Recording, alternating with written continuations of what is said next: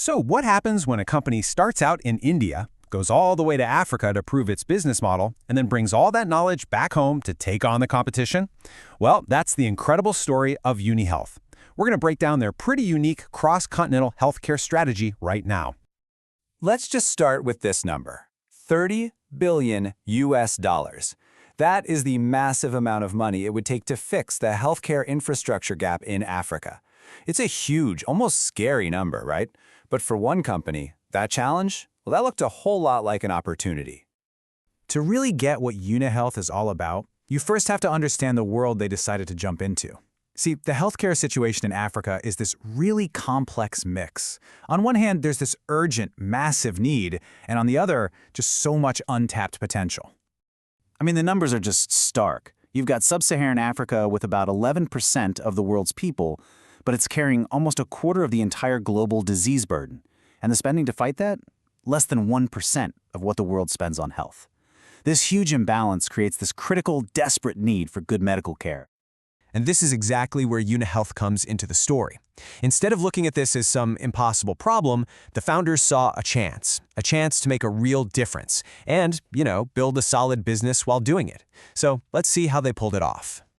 Their game plan was super methodical. They didn't just rush in. They started with a consultancy project in Zimbabwe back in 2012, learned the ropes, and then, pretty quickly, they started opening their own places. Just 5 years later, they're launching major hospitals in Uganda and Nigeria. This wasn't just talk. They were on the ground, building a real footprint. And the results? They really do speak for themselves.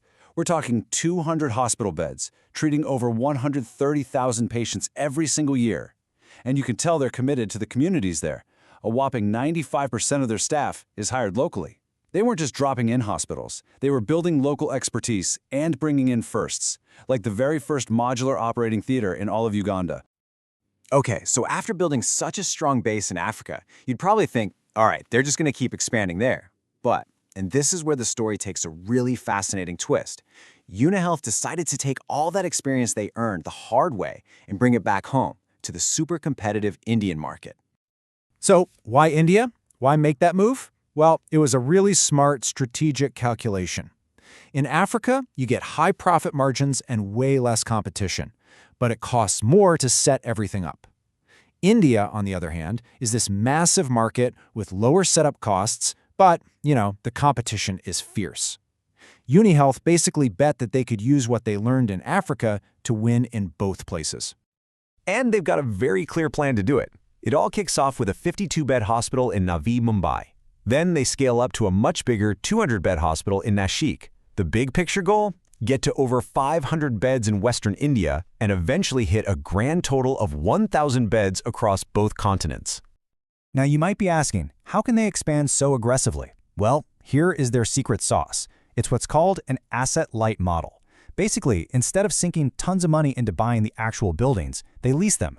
This frees up all that cash for the things that really count. The best medical equipment, top doctors, and it lets them move a lot faster and scale up way more easily. And that whole strategy is held up by this really clever, diversified business structure. See, it's about way more than just running hospitals. Let's take a look at how all these different pieces of the puzzle fit together to make the company so strong. So if you look at their revenue, it's obvious that the hospitals are the main event, right? They make up almost 90% of the income, but the company has also built these other really important income streams that all kind of feed into each other and support the main business. And these are the 4 pillars. So, besides their own hospitals, they have a consulting business where they help other people build hospitals. They have a distribution business that sends medical supplies from India to Africa. And, this one's key, they have a medical travel service that helps bring patients from Africa to India for treatments they can't get at home. See how each pillar just makes the others stronger? It's a great system.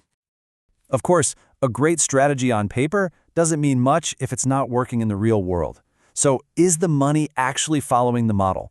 Let's do a quick financial health check. And the answer is a huge yes. Just look at their total income. We're looking at Indian crores here, and it's just a steady, impressive climb. It went from 45 crore to 70 crore in just 1 year. That is some serious growth at the top line.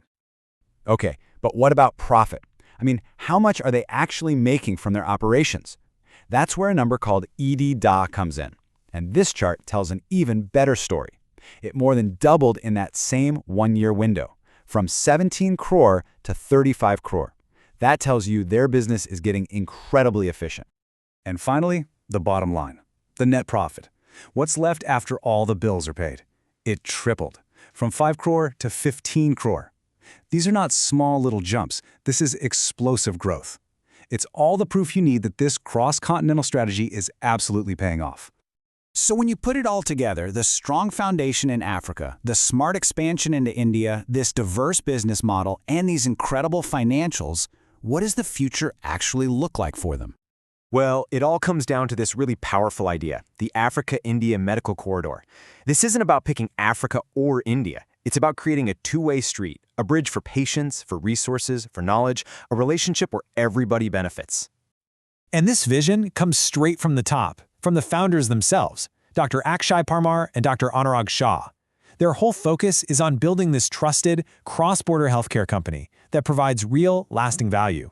It's the mission that ties everything they do together. Which kind of leaves us with this final, really interesting question to think about. We always hear about business models from the West being brought to emerging markets. But Unihealth's story, it completely flips that script. It makes you wonder, could a successful healthcare model that was perfected in Africa actually be the blueprint for the future of healthcare back in India, and maybe even for the rest of the world? It's a fascinating idea, isn't it?